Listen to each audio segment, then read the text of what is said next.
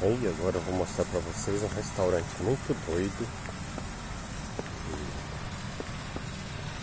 Tem umas tochas na entrada.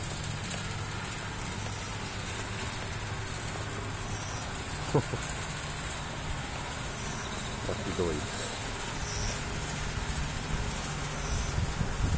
Nessa era digital, podia ter um fogo digital aí, mas ele é completamente analógico.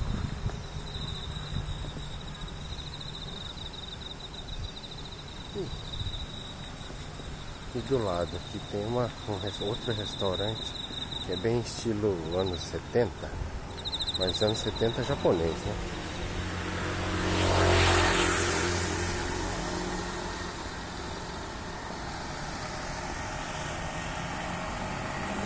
E aquele lá, o restaurante não, o mercado que eu sempre vou fazer compra.